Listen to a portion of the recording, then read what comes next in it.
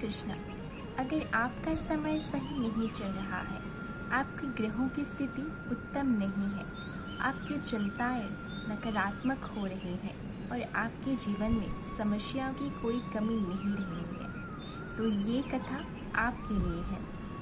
वृंदावन में एक संत रहे जिनके पास आकर एक बहुत ही विद्वान ज्योतिषी ने ये भविष्यवाणी किया कि अभी महाराज आपका समय बहुत खराब चल रहा है और 1 से 2 महीने के अंदर आपकी मृत्यु सुनिश्चित है। 9 के 9 ग्रह आपके विपरीत स्थिति में जा रहे हैं, किसी का भी शुभ परिणाम आपको नहीं मिल रहा है।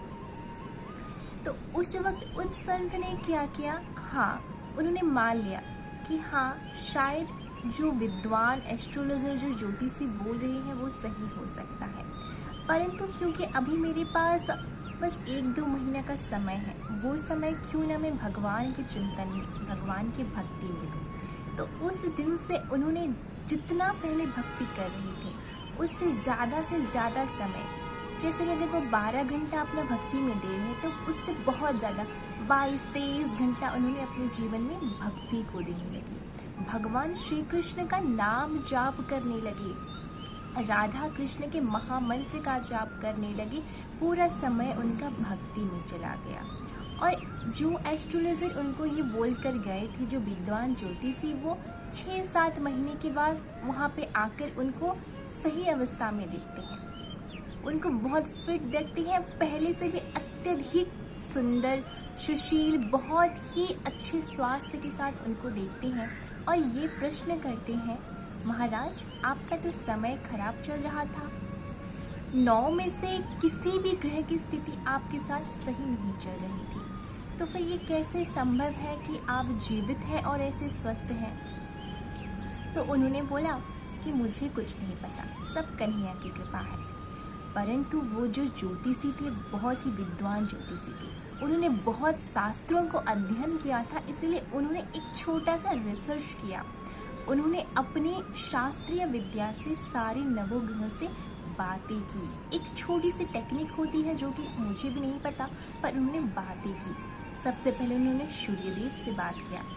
सूर्यदेव से जब उन्होंने बात किया तो वो प्रश्न करते हैं कि सूर्यदेव, आप तो ग्रहों के सबसे पहले में आते हैं, इतने सर्वश्रेष्ठ हैं आप, सूर्य नारायण हैं आप तो इस व्यक्ति की कुंडली में अच्छे नहीं बैठे हैं, तो आपने इसका गलत परिणाम इसको क्यों नहीं दिया। तो सूर्यदेव ने कहा, मेरी पुत्री यमुना कृष्ण की धर्म पत्नी है और ये जो इंसान भक्ति कर रहा है, श्री कृष्ण की भक्ति कर रहा है, और मैं अपने ही जामाता के भक्त को कैसे पीड़ा दे सकता हूँ। मैं अपनी पुत्री की गृहस्थी को तो नहीं बिगाड़ूंगा, इसीलिए मेरा कोई भी प्रभाव इन तक नहीं पहुँचेगा। उसके बाद वो निराश होकर चंद्रदेव के पास आते हैं। चंद्रदेव से वही सवाल करते हैं कि आप कैसे कुछ नहीं बिगाड़ रहे हैं। तो चंद्रदेव कहते हैं, कृष्ण तो चंद्रवंशी है और कौन अपने ही वंशजों को दुख देता है। चंद्र कुल में पैदा हुए थे कृष्ण, तो वो हमारे कुल के हैं, तो मैं उनका कोई भी क्षति नहीं करूँगा, उनका और उनके भक्त का कोई भी क्षति मैं नहीं करूँगा। उसके बाद वो आ जाते हैं गुरु बृहस्पति के पास। वही सवाल वो गुरु बृहस्पति से करते हैं और गुरु बृहस्पति कहते हैं, मैं तो स्वभाव से ही गुरु हूँ और जो भगवान के शरण में रहता है, भगवान की भक्ति करता है, उसका तो कुछ मैं वैसे भी नहीं बिगाड़ सकता, मैं हमेशा उसका कल्याण करूँगा। उसके बाद वो आ जाते हैं शनि के पास। शनिदेव बोलते हैं कि अरे ये कैसे संभव है, जबकि मेरी साढ़े साथी